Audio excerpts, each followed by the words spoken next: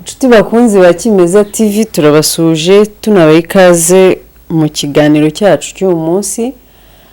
Tugiye kuganira na Dr. Rusa. Mushobora kuba mutamumenyereye kuri Kimeza TV ariko musanzwe mumumenyereye ahantu hatandukanye, agenda anyuza inyigisho, inyunganizi ku mateka atandukanye. Dr. Rusa tuguhaye ikaze mu kiganiro cyacu kuri Kimeza TV, ariko mbere na mbere muraho? Muraho namwe. Murakomeye cyane. Sava turaho. Twishimiye kubakira uyu munsi cyangwa se kubasura. Shimye n'izina ryanyu ya Kimeza. Ritame Afrika ikeneye kwimeza, ikintu kimejeje kiba cyerekana ko kiri independent. Sinzi uko ntakivuga mu kimejeje, nta muntu kifite ubushobozi bwacyo buhagije. Iryo zina ni ryiza kumva ku kintu kimejeje kikibeshaho. Afrika nicyo dukeneye ko yibeshaho, itabeshwaho n'abantu, ikigenga ikagira ubuzima. Murakoze cyane. Urumva izina ryanyu ni ryiza. Murakoze cyane. Abakunzi bacu badusabye inshuro nyinshi ko bagiye bagukurikira ahantu hatandukanye, bakatubwira bati muzatugerereyo mutuganirire n'iriya nararibonye umuhanga cyane, umusesenguzi n'umucukumbuzi ku bintu bitandukanye. Hanyuma uyu munsi twifuje kuganira ku ntambara ya Ukraine n'Uburusiya. Iriya ntambara ubundi yatangiye gute? Urumva ikibazo iriya ntambara ntabantu bayizi, abantu benshi simwebwe mwenyine. Iyo muyita ya Ukraine n'Uburusiya mu by'ukuri ntabwo ari byo. Ukraine yarwana n'Uburusiya bifiki. Uburusiya na Ukraine muzi icyo bipfana. Na Moscow yavukiye Kiev. Moscow kapitali y'Uburusiya yavukiye Kiev. Bari abantu bose n'Abasirave. Abarusiya n'Abayukrainiye bapfiki. Ukraine yavuye ku Burusiya muri 1991 bishimwe na Ogisida. Kwa kundi Uburusiya babusenyaga muri 1991, hakaba ibihugu 15 byose, ariko cyari igihugu kimwe, Union Soviétique. Donc Ukraine n'Uburusiya ni bamwe. Bari abantu bose bita barusufone, sabarusufone so bavuye cy'Uburusiya gusa, na Barusiya. Crimea 98% n'abarusufone. N'uyu munsi hari hasigaye ni Odessa, iriya pure Odessa nayo igomba kuza ku Burusiya vuba na vuba, naho 90% bavuga ikirusiya. Donc rero kenshi simwebwe mwenyine iyo muvuga ngo intambara y'Uburusiya na Ukraine, mu by'ukuri mubivuze nabi, sibyo. Nta ntambara y'Uburusiya na Ukraine igeze ibaho. Hariho intambara y'Uburusiya na Ogisida muri Ukraine. Tukwiye kuvuga intambara y'Uburusiya na Ogisida muri Ukraine. Yabaye muri Ukraine gusa. Ukraine ni shadow bataille, yabaye victime, yemera kuba ikibuga cy'intambara. Ubwo byaba bivuze ko Uburusiya buri gushaka kwigarura cyangwa se kongera kunga igice cyabwo cyangwa ubutaka bwayo, aribwo Ukraine bwaba yaba yarakuweho na Ogisida. Guteze Uburusiya bushaka kwigarura Ukraine, babwara yigaruriye kera. Ntabwo ari bushaka kwigarurira. Uburusiya nicyo gihugu kinini ku isi, 7% d'iterambere. Karindwi kwijana bw'isi isi itari mu mazi, kuko isi ahanini n'amazi 71%. Ubutaka busigaye bw'isi, isi murabizi ko ari kilometero kare miliyoni 510. Miliyoni 149 ni ibyo butaka. Uburusiya ni 7% bwa miliyoni 190 kilometero kare. Icyo gihugu kingana gutya gikeneye izindi territoire. Ntabwo Uburusiya bwashatse kwigarura ubutaka. Uburusiya ni defense yabwo, kuko iriya ntambara ya OTAN muri Ukraine niyo gusha objectif ni gusenya Uburusiya. Ukraine byinshi batayisize kuko nta kibabwiye, ariko igikuru no gusenya Uburusiya. Ntabwo bashakaga Ukraine ntabwo bashaka ko Ukraine ibaho nayo, kuko objectif bacaga muri Ukraine basenya Uburusiya barabivuze inshuro zirenga imwe, avuga ati tuzafasha Ukraine kugera ku Ukraine wa nyuma. Ibyo si je mbivuze, abongereza barabivuze n'abanyamerika bisubiramo. Rero Uburusiya hariya ni defense, ni kwidefanda, ni kwirwanaho, ni guerre préventive, icyo bita guerre préventive. Kuko Uburusiya ntabwo ari bwo bwateye Ukraine, nta nubwo ari intambara kandi mu byumve neza, nicyo bita ibikorwa bidasanzwe, ni operation spéciale. Nta ntambara yabaye muri Ukraine n'Uburusiya, ni operation spéciale. Igituma mbisubiramo gutyo, hari benshi uvuga ngo si intambara ntibabyumve, igihe bakagira ngo ndafana Uburusiya. Ni operation spéciale. Igituma mwabyumva na Occident itabihakana ko operation spéciale muri kintu bita Charte des Nations Unies article 51 ivuga yuko uteye igihugu gutabara abantu bariko baragirwa nabi ntabwo yitwa intambara, kuko ntabwo Uburusiya bwize budekarara guerre kuri Ukraine. Bwatabaye kuri ntambara mwibaza ko yatangiye ryari? Zero opération spéciale zatangiye ryari? Officiellement bavuga le 24 février 2022, ariko ihari kuva muri 2014 Ukraine irasa amareta abiri yashatse kwiyomora kuri Ukraine b'Abarusofone nawe nyine Donetsk na Lugansk. Uburusiya bwagiye ugiye kubatabara, ni naho Crimea yagiye ku Burusiya muri 2014, niho tension yatangiye, ariko biriya byose byavaga kuri Occident. Noneho Amerika ibwira uriya perezida wa Ukraine, barumvikana bati reka duprovoke Uburusiya ugutere, tuzawufatira ibihano, icyo bise dirige des sanctions, mu byumweru mu mezi 3 gusa uzaba bwasenyutse burundu. Noneho we ugiye muri OTAN, ugiye no muri Union Européenne, nuko intambara yatangiye. Baprovoke Uburusiya, barunda abasirikari benshi ku mupaka hagati ya Crimea na Ukraine. Noneho birumvikana ko Putin yagomba kugira ikintu bita guerre préventive, no kuvuga gutanga abantu bashaka gutera, ariko ubundi si bateye iriya ntambara si ya Putin. Hanyuma wowe nta nubwo urayita intambara, urimo urayita operation idasanzwe. Ntabwo ari igembi, ntabwo ari igihe byita operation spéciale, niko byitwa operation spéciale, ntabwo ari igembi byiza. Nabahaye ingero, urebye musome article 51 ya Charte des Nations Unies, urebe intambara, difference y'intambara na operation spéciale. Intambara ntabwo ihora ari guerre, na urebe na conflit. Hari ibintu byinshi bizamo kwicana kandi atari intambara. Hari guerre, hari conflit, hari operation spéciale, hari revolution, byose barica. Ejo bundi Trump amaze gutorerwa kongera kuba perezida wa Leta Zunze Ubumwe za Amerika, yavuze ko arahagarika iriya ntambara cyangwa se iriya operation spéciale nk'uko uri kuyisobanura mu masaha 28. Uratekereza biriya bintu bizashoboka? Biriya muri iyo umuntu ariko aritoza avuga ibintu byinshi, ibyo avuga ntimukabiha agaciro cyane, kuko hari ibyo avuga ari propaganda. Abaho urugero, Kisiza ariko aritoza ashaka kwita avuga ati nzatira u Rwanda, sibyo? Ati nzakoranya parlement na Sena ntera u Rwanda. Yashakaga amajwi, ntabwo ashaka gutera u Rwanda, kuko nyuma yanabivuze ati nabonye atari byiza. Na Trump rero biyavuga, Trump yahagarika intambara gute? Trump ntabwo ari perezida w'Uburusiya.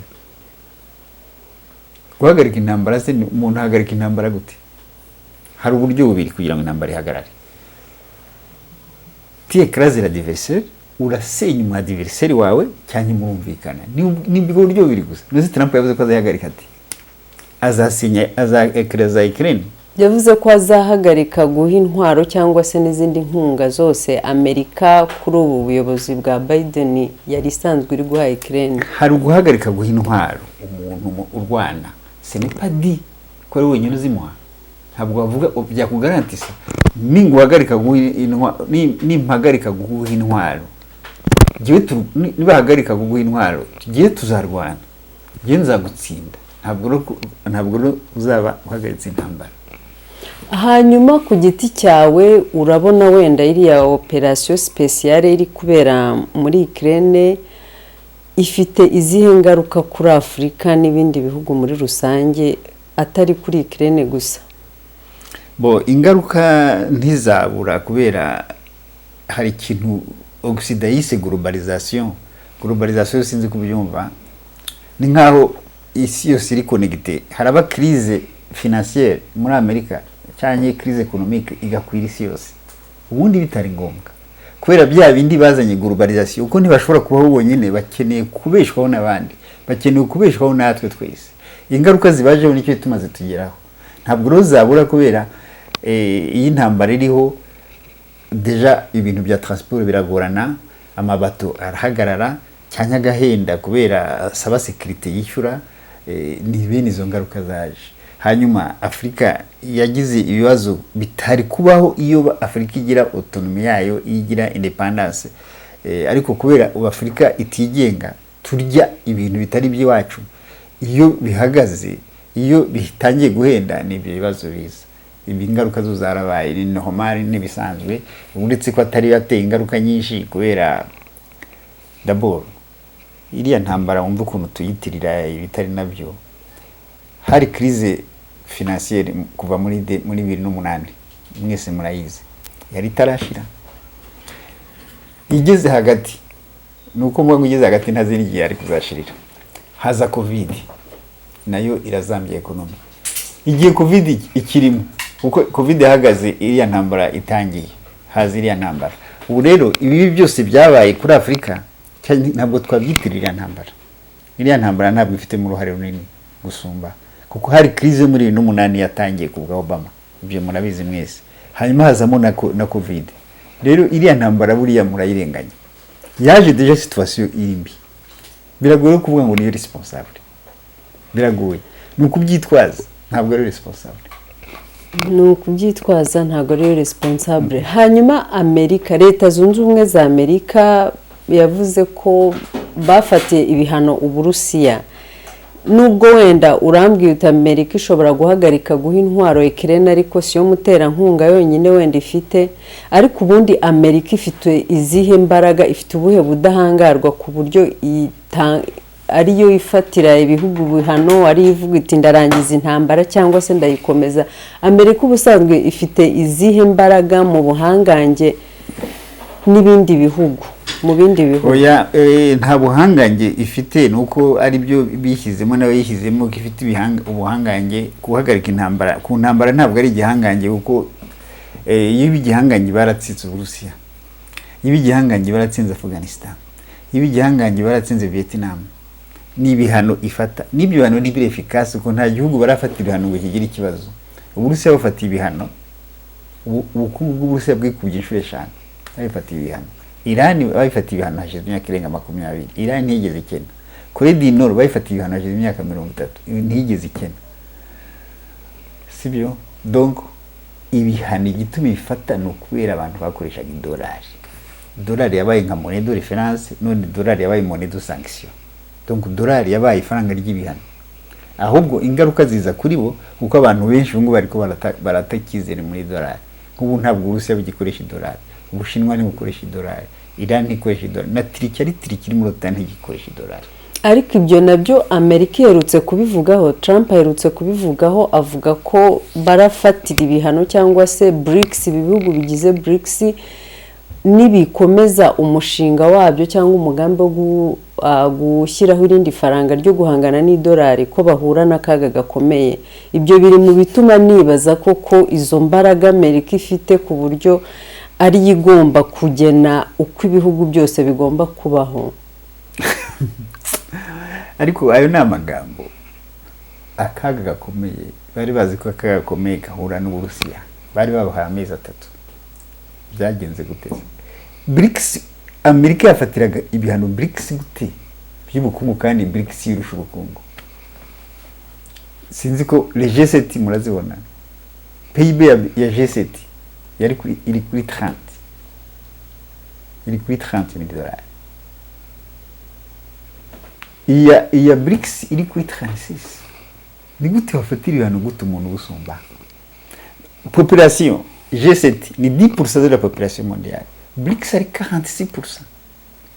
Ni gute wafatira ibihano gute umuntu? Donc ariya ni amagambo mudakwiye no gutega amatwi. Amerika iravuga iti tuzabambura uburenganzira bwo kubona amasoko y'ibicuruzwa byabo muri Leta Zunze Ubumwe za Amerika, kandi bafiteyo isoko rinini. Urakoze cyane, aho ngaho niho icyo kintu nshaka kubabwira. Jewe niba afite isoko muri Amerika n'abacuruza muri Amerika bagize ngo mbijyana ku ngufu, mbijyana no kuba bisabye. Ariko niba ukora ibintu produit runaka nawe ukeneye amasoko, bakeneye isoko rya Amerika, nawe ukeneye produit. Ntabwo nayizanye kubera unkunda, kubera mebozi ukeneye produit. Hani Amerika gufata ibihano no gushyiraho tax ndende. Bashyiraho tax ibyo ngibyo bagize alternative kuva kera. Bashyiraho tax, baradubura tax y'imodoka electrique zavaga muri Chine. Trump. Les consommateurs américains baraguma barazigura. Ahubwo noneho abari bamuhindukira bati uri kuraduhendesha. Biriya rero numva ko bazabahombye bafite amasoko muri Amerika. 75% ya population mondiale iri muri Asie. Kudacuruza na 25% bitwaye iki? Curuza na 75%. Hariya rero ibyo bihano ahubwo bigira ingaruka ku wabifashe. Hari ikintu abantu baba bakeneye ku buryo udashobora kukibabuza no washyira kuri meje. Icyo gihe rero no baguhindukira ahubwo.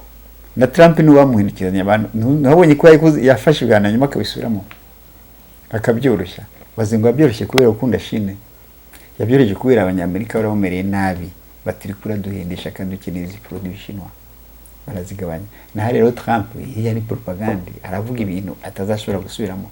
Uyu munsi Amerika ikintu iri kuyarogreta ni iriya ntambara ya Ukraine. Sinzi niba mwarasomye igitabo cyitwa Art de Sanctionner cya Richard Nivio yanditse mbere yuko en fait bakurikizaga uyu nguyu inama yabagiriye bakuri Ukraine ku Burusiya. Yarabanditse ati turafata ibihano, umwuzure ibihano ku Burusiya ntuzamara amezi 3, atanyuma Ukraine tuyifate tuhashyire OTAN, Uburusiya tuci ibihugu 5. Rero ibyo bavuze ndiko nobwe amagambo yabo ntukayaye bapfa kuvuga, bari abantu ubwenge bwabo si bwinshi, bapfa kuvuga batatekereje ibyo batekereza bakabivugira aho ngaho, ariko ntibikunde. Nariya biriya Trump avuga ntaho bihuriye n'ibyo azakora kuko ntabyo azashobora. Hanyuma Dr. Rusa, urabona turi kuyita intambara cyangwa se iyo operation spéciale, uri kubona izarangira kuko ibihugu bimwe birafata uruhande. Korea ya ruguru yafashe uruhande rw'Uburusiya, iri kurufasha mu buryo butandukanye, niko n'ibindi bihugu wenda biragenda bijya kuri Ukraine. Urabona ibi bintu bifite amaherezo yo kurangira gute, kurangira ryari, ubitekerezaho gute wowe? Intambara yarangiye, ntirenze uyu mwaka, intambara yarangiye. Rero kuvuga ngo Korea ya ruguru irafasha Uburusiya, hari ikintu mutarabona. Hari le grand ishikiye ni Ehazi. Ishikiye ni Ehazi. Ehazi ni blog isa nihanganye na Amerika. Donc uyu mugabo ni umunyamerika. Avuga ati ishikiye du monde, l'Amérique reste du monde. Le monde bavuga si twebwe. Le monde bavuga ni ishikiye. Rero Korea du Nord kuvuga ngo irafasha Uburusiya, ntabwo Korea du Nord ifasha Uburusiya. Biri kumwe. Ni Ehazi, biri muri Ehazi byose. Ehazi ifite imbaraga nyinshi ku buryo zibruka Amerika. Uyu nicyo yababwiraga ngo n'umunyamerika sigiye kirodi. Rero ati Ehazi iratubruka. Ati cause de sa globalité twebwe c'est fini, turarangiye. Ati uko turi ku ruhande nta bantu dufite, nta matsiri premier dufite, twe turangiye abwiraga Amerika. Ubu rero hariya na Putin kuzana abasirikare bo muri Korea du Nord ntabwo bazana ngo bamufashe intambara. Kwari ukwereka Ehazi, kwari ukwereka Occident ko atari wenyine. ko atari izore, kuko igihe bamufatiraga ibihano bashatse kumwizora, mwese murabyuka tubaza ibihugu bya Afurika ngo nimutore kuri kote yacu, ntagire utora ku Burusiya, kwari kugira ngo bizore Uburusiya busigare bwenyine. Hariya kwari kubereka ko atari izore, kuko hagiye abasirikare 10,000 muri Odessa honyine, hari abasirikare 700,000 by'Abarusiya n'Abaceceni. 10,000 barabikeneye, nta nubwo barwana, ntabwo bagize barwana, ntabwo bari bakeneye. Kwari ukwereka Ogusida bikurikiranye n'inama ya BRICS yabaye yaheruka kubera hariya Kazakhstan. Iriya nama nayo kwari yari demonstration de force, kwari kugira ngo bereke Ogusida kuba atari bonyine, kuko bazi ko objectif ya Ogusida ari uko Uburusiya babwonyine, kuko uyu niyo nama yabagira. Yaravuga ati ni mukere ama division, nati naho ubundi niba ari abantu nibajya hamwe ntituzabashobora. Niyo nama yabagiraga muri Le Grand Chiquier. Ni igitabo cyiza cyane, umuntu wese ushaka kwiyenteresa kuri Ogusida no kuri Afurika yasoma iki gitabo. Urakoze cyane Dr. Rusa. Uravuga uti uyu mwaka n'ubundi urarangira intambara ya Ukraine n'Uburusiya irangiye.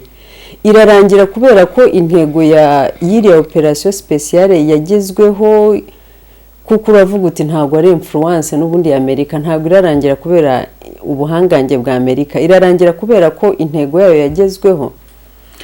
D'abord wagombye kumenya intego yayo ni iyihe, intego ya operation speciale ni iyihe. Ahubwo Ogusida yateye intambara, intego yayo yagezweho. Niba Ogusida itageze ku ntego yayo, nukuba ko intego ya operation speciale yagezweho. Intego yayo yari iyihe?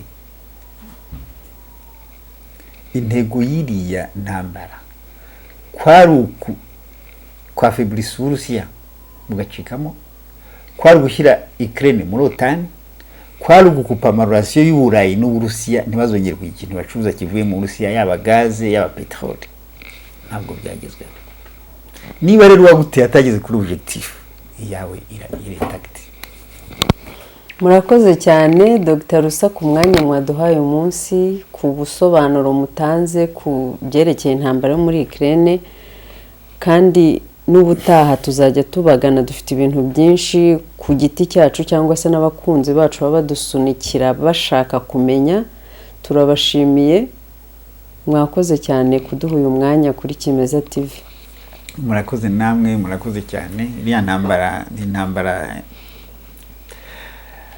twashimira Imana, twari tuyiteze, nari tukizabaho n'abandi benshi, ariko yari ikenewe kandi ni Imana yiduhaye kuri Afurika.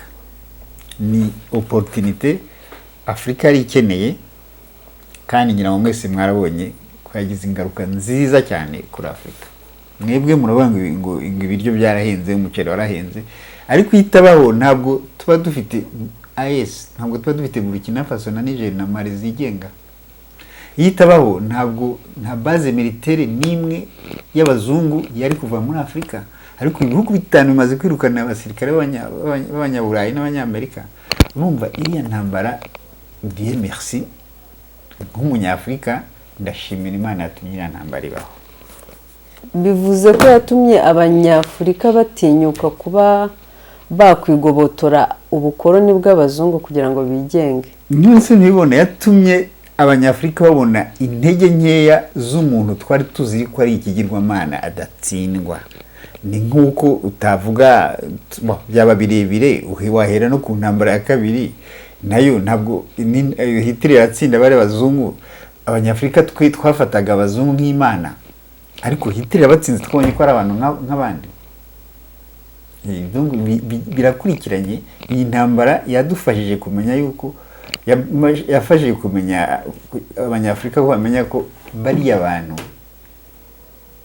bashobora gutsindwa, ntabwo tukibatinya. Ubundi ntabwo wari uzi ko umunyafurika yakwirukana ingabo z'abazungu zikagenda zihamaze imyaka 60. Ntibashobora kubitekereza, ariko barabitekereje. Murakoze cyane Dr. Rusa. Nshuti bakunzi ba Kimeza TV, turabashimiye rero, mwakoze kubana natwe muri iki kiganiro. Mukomeze gukurikira n'ibindi biganiro, naho ubutaha.